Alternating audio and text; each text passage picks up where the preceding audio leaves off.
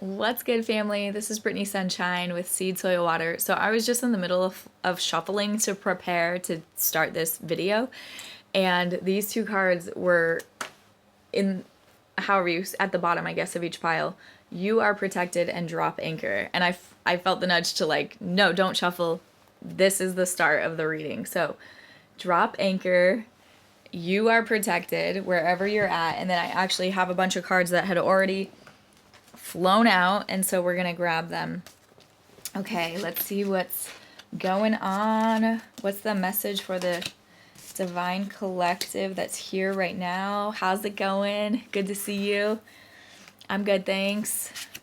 I am just so stoked about this community and about everything that's happening, and Divine Identity is just the mama jamma. I don't know if that is a proper use of that term, but it's like the bee's knees. It is like where it's at, like Divine Identity. Yes. Okay.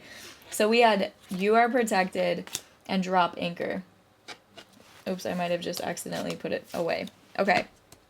We'll remember those, okay?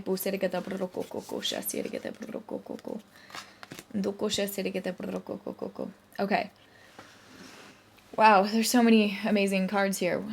Holy Spirit, help me out, because so drop anchor, you are protected. This one is really standing out to me. So you are stepping into a season where you are aligning with Soul Tribe.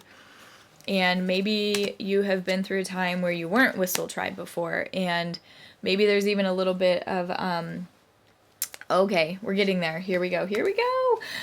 Buckle up. So it's not what it seems. What I'm hearing about this is like when you're like perceiving to like lose friendships, or people are moving out of your life and it feels like a loss.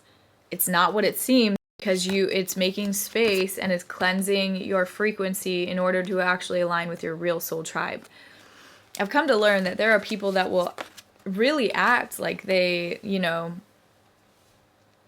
really act like they're in alignment with you when they're really not. And that's just because people who are not anchored in their divine identity have learned how to like play this game where it's just like this perception of agreement, this perception of likeness, this perception of validation, this perception of like, oh yeah, we're the same, because that's what culture kind of teaches us to do and how to be. So remember, it's okay to drop anchor. You are protected. You're aligning with Soul Tribe. It's not what it seems when people are leaving your life. Like let right now we can say, hey life, thank you for always looking out for my highest good. And I invite you, life, I invite you, spirit of life, to just show me who everybody is that's in my life. Remove whoever's, and we can say it like a declaration. Like, I'm just so thankful that my life automatically just removes whoever is actually not intending my highest good. Life just supernaturally, magically, automatically arranges my life in a way where relationships that are not really for me just naturally fall away. And then you get to sit back and just let that happen. And it's really amazing how it does. So you are a chain breaker. Okay, you are a chain breaker. Not everybody's going to be able to keep up with you because you have a very distinct calling, and you're called to operate on this frequency of peace. And for those who have not and are not doing the inner work that cleanses the atmosphere, that, sets the vibration, 414, that mirrored number. I'm seeing mirrored numbers all the time. Shout out in the comments if you're seeing those mirrored numbers. Okay, so if you are pursuing the frequency of peace, and by the way, this doesn't mean just being a pushover, and this does not, if anything, and this is kind of what Yeshua was saying when he was like, I'm not here to people please everybody. Like, it's going to create some disruption when I'm not people pleasing everybody. Do you understand what I mean? When you're not just being a slave, when you're not just going with the mass flow because they said so, like, it's not always peaceful. but you're pursuing inner peace as a core vibration, as a core. You're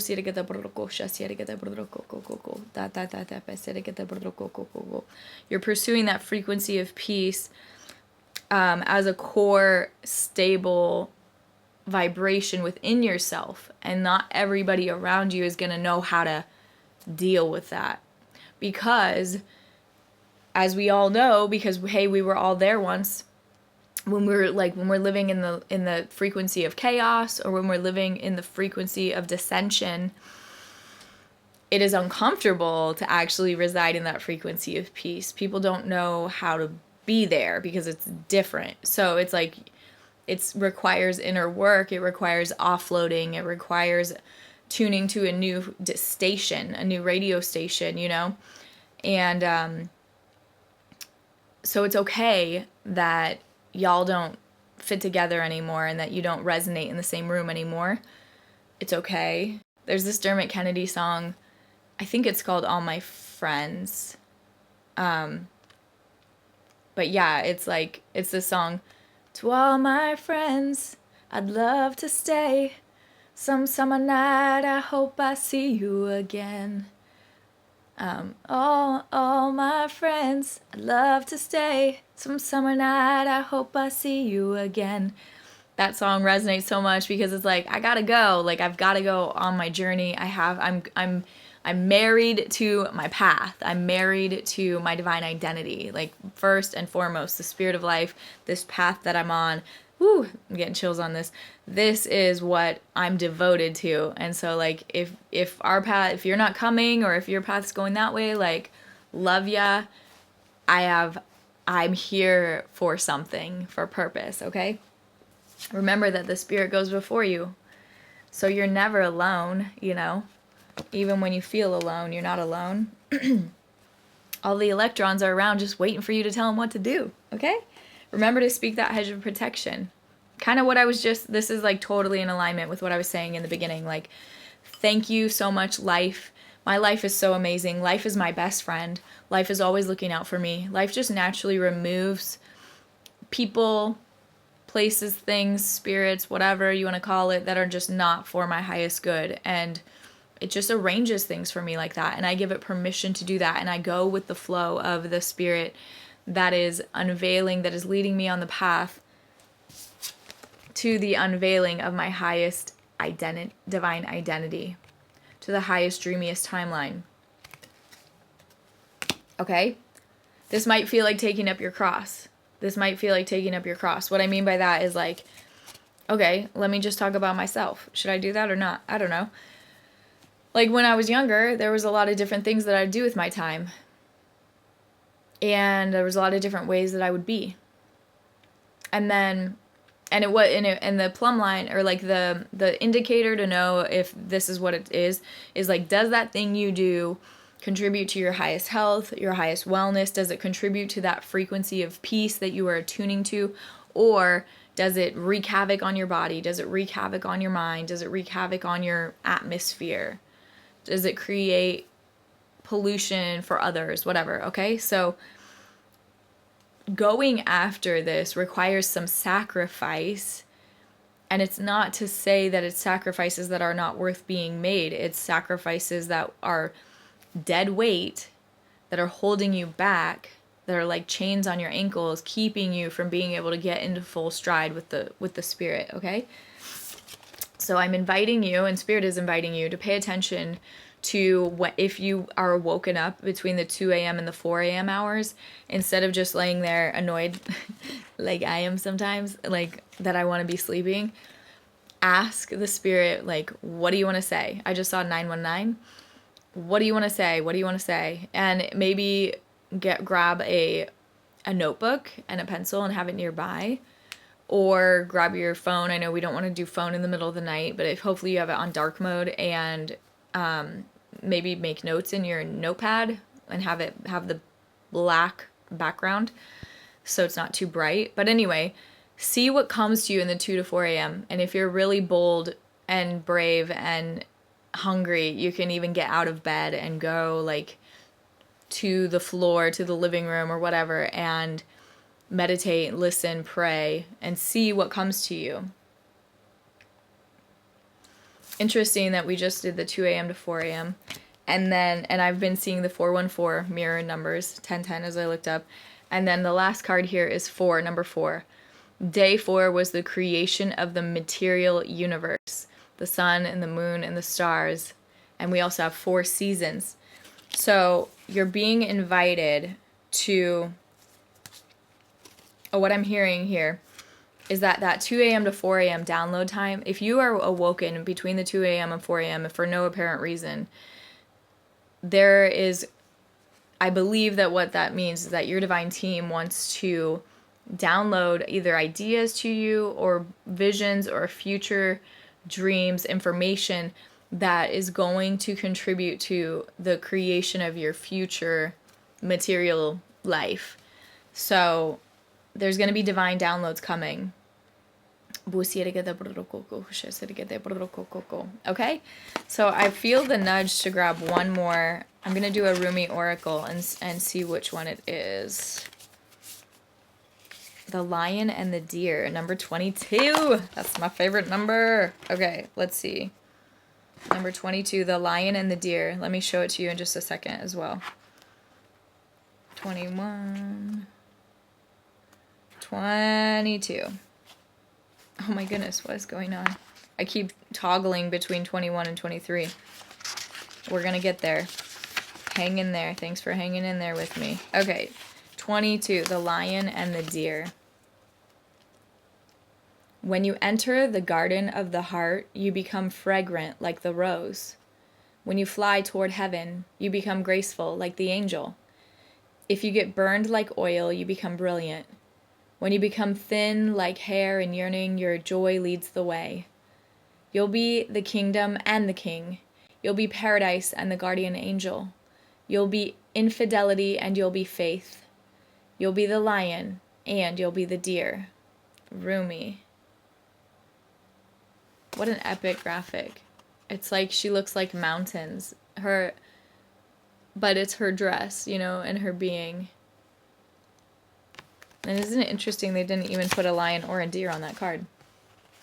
You are the lion and the deer. You are bold, fierce, and vibrant, and you are silent, sweet, and gentle. If I should come to you in arrogance, you roar at me until my falsehood quakes in fear. So terrified it gives up the game, and love's conquest happens yet again. If I should come to you in surrendered adoration, open to whatever you may wish, you are so gentle with me. Like a deer, you offer me nothing to fear or resist, so that I too become sweet and gentle, longing to submit to your tender ministrations.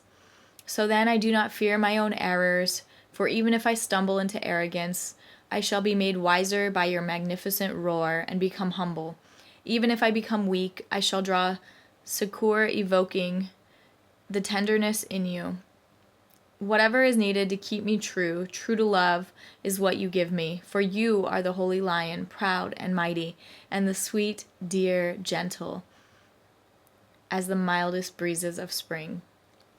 Of course, now I'm thinking of this graphic that is like my favorite image of all time, and it's kind of how I perceive myself and spirit and this journey. And this also, I don't know if you caught that connection, but that idea of taking up your cross in order to align with that frequency of peace and allowing life to rearrange like the people as they interact with you is like, it's either going to bring out that roar within you or it's going to bring out that sweet deer within you.